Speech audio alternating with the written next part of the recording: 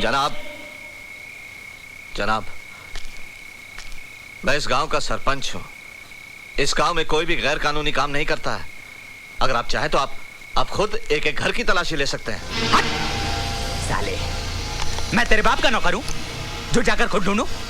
जाकर ढूंढ, वरना तुम सब मारे जाओगे। कैसे मारे जाएंगे? जंगल राज है क्या जो मारे जाएंगे? पब्लिक सर्वेंट हो, सर्वेंट बन के रहो, मालिक ना बनो। कानून हम भी जानते हैं। साले, मुझे कानून सिखा रहा है?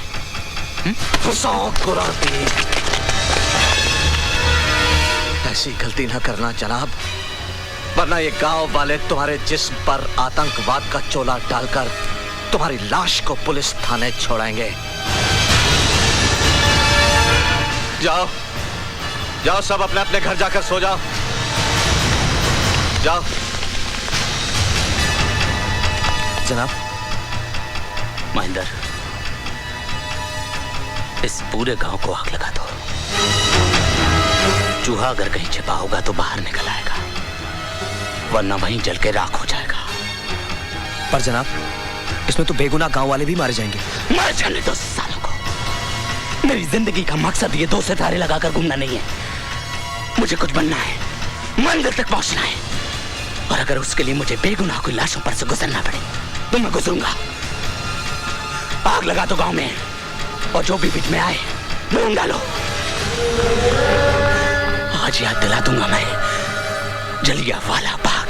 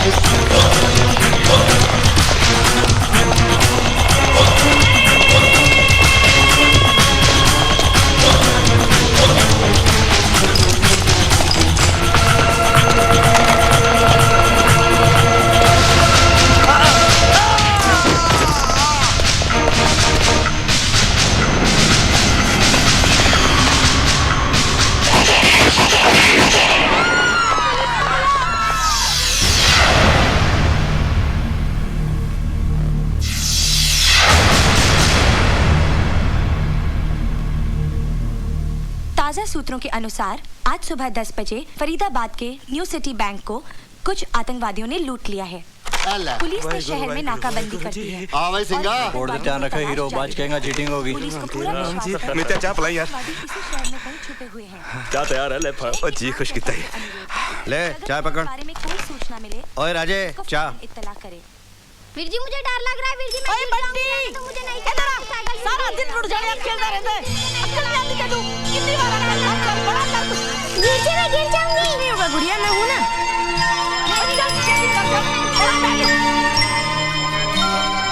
राजे क्या सोच रहा है? आतंकवाद पर कैसे रोक लगाई जाए, इस विषय पर बात करने के लिए हमारे स्टूडियो में मौजूद हैं डीआईजी जय सिंह राणा।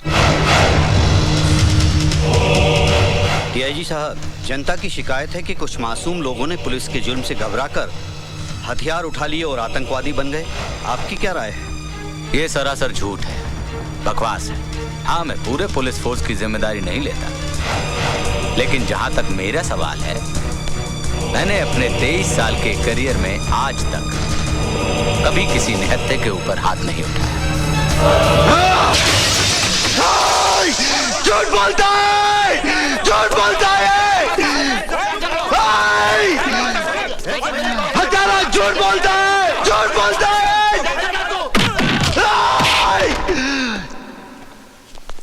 झूठ बोलता है।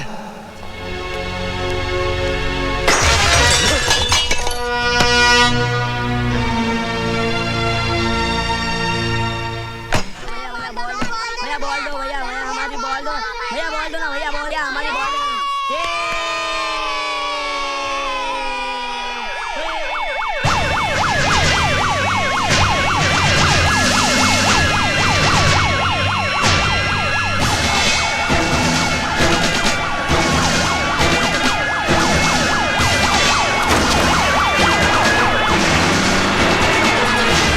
Police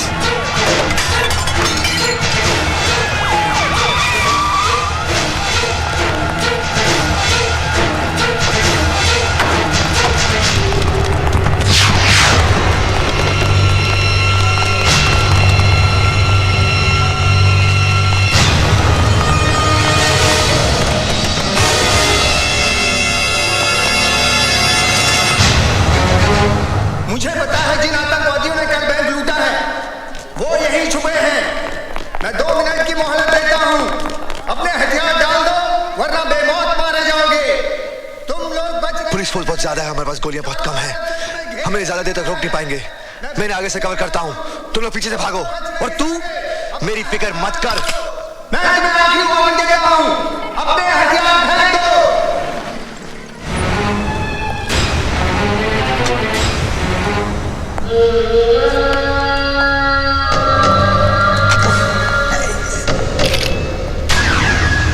fire.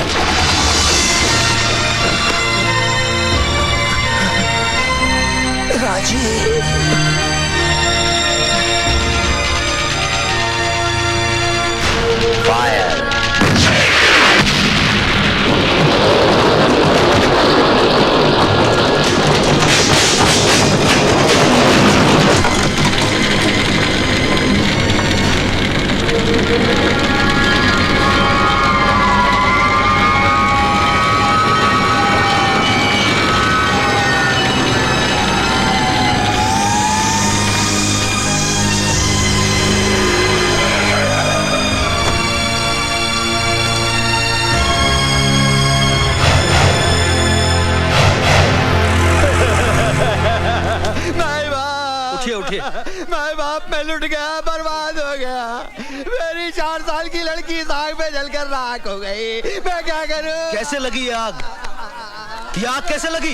अब क्या बताएं हुजूर, 6-7 आतंकवादी इस घर में छुपे थे। पुलिस ने उन्हें पकड़ने के लिए पूरी बस्ती में आग लगा दी।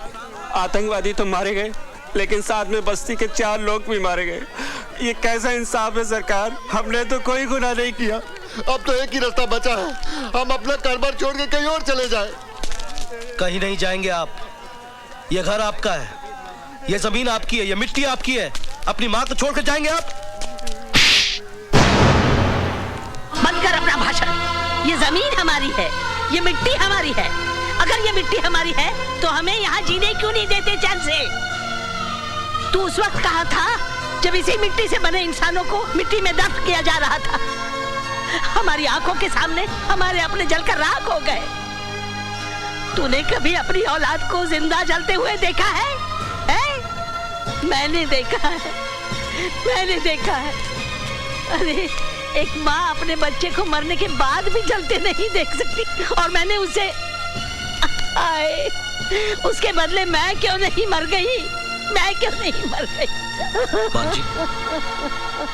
माँ जी मुझे मारिए, मुझे और मारिए माँ जी। अगर मुझे मारने से आपका थोड़ा भी गम दूर होता है तो मैं अपने आप को भाग्यशाली समझूंगा। तू मेरा दर्द कम करना चाहता है ना, तो उन्हें क्यों नहीं समझाता? छोटे छोटे बच्चे हैं, हथियार उठाए घूमते हैं। क्या चाहते हैं वो? क्यों एक दूसरे की जान के दुश्मन बने हैं? तू उन्हें समझाएगा ना? मैं वादा करता हूँ माँ जी, मैं उनके पास जाऊंगा। हमारे अपनों के पास जो किसी वजह से हमसे नाराज हो गए हैं, रूठे हुए भाइयों को मनाऊंगा। और जब तक वो अपने घर वापस ना लौटे, मैं अपने घर वापस नहीं जाऊंगा।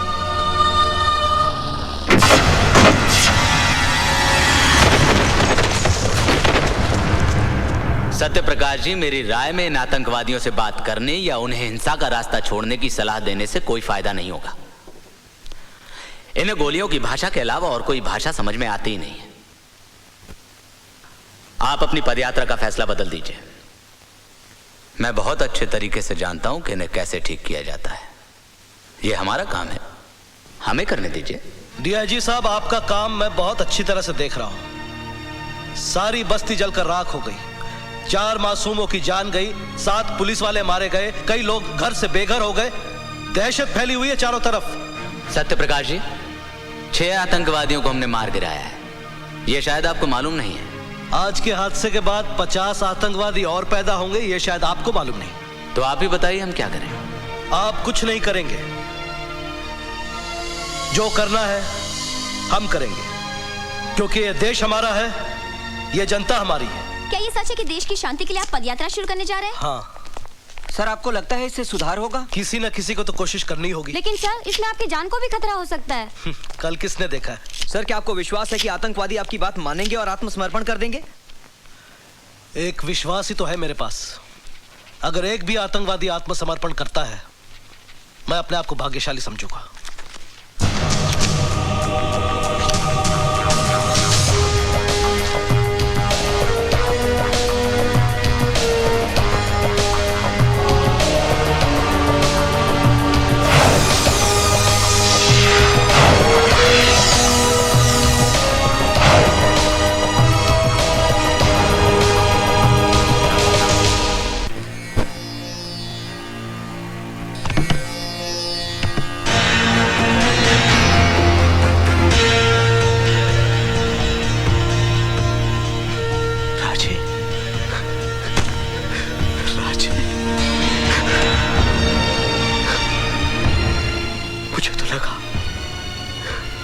तू भी अपने साथियों के साथ मर कब गया?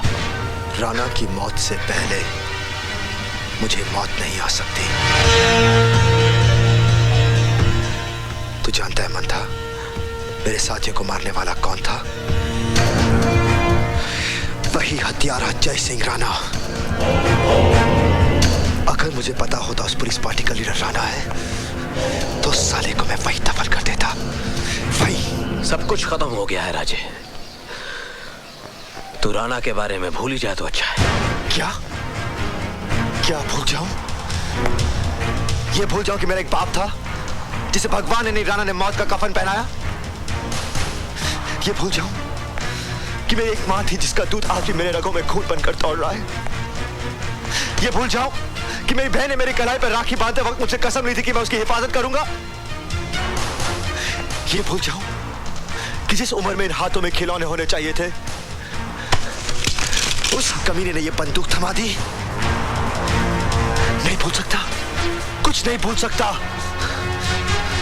तू चाहता है कि मैं भूल जाऊं तो थाम ये बंदूक और उतार दे इसका सारा जहर मेरे सीने में, वरना जब तक मेरी सांसें चलेंगी मेरा इंतकाम जिंदा रहेगा। चला गोली, चला गोली! राजे, तू तो राणा की मौत का दीवाना हो गया है। दीवानों के आगे तो भगवान की भी नहीं चलती। मैं क्या चीज हूं? डीआईजी राणा इस वक्त सत्यप्रकाश जी की सिक्योरिटी का इंचार्ज है, इसलिए उसके साथ काफी सारी पुलिस फोर्स होगी और आसपास बहुत सारे मासूम लोग भी। लेकिन जैसे ही पदयात्रा सुंदर नगर पहुंचेगी, पुलिस और राणा दोनों रिलैक्स हो जाएंगे।